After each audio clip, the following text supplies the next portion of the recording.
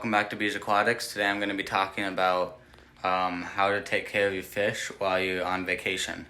So let's get right into it.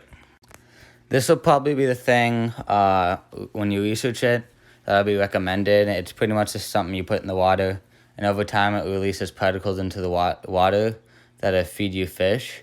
I use this. This is the only time I've ever used.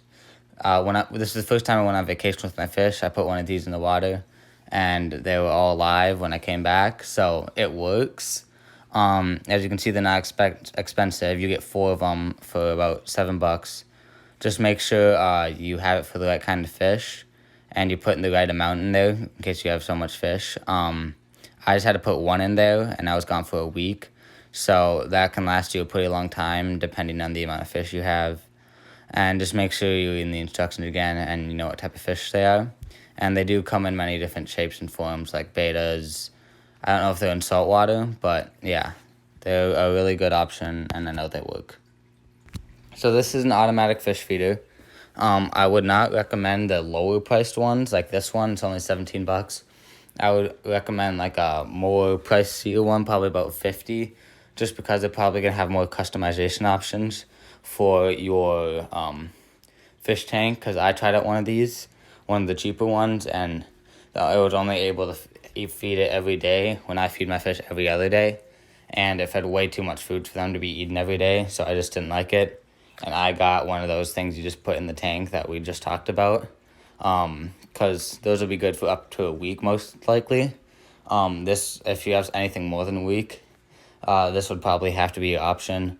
Probably get more, like one, again, probably about $50 it will be if you want one that you can trust. But I haven't tried one of those, but I'm assuming those ones will be a lot better, and you'll have a better chance of coming home to a live fish. Next option is just to not feed your fish. You can do this for probably a week. Don't do it if you have like a younger fish, because the older fish, they have like a food storage where they can store their food and use it over time.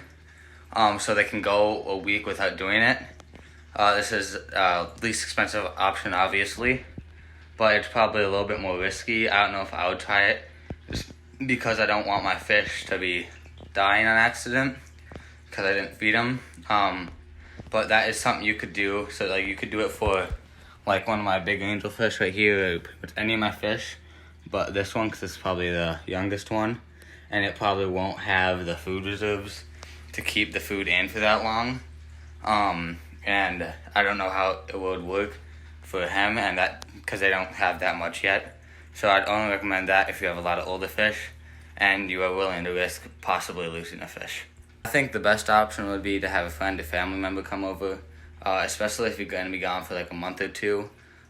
They could feed you fish. You just have to show them the right amount and make sure they're doing it right so they don't overfeed you fish, because that could be really bad and result in fish dying.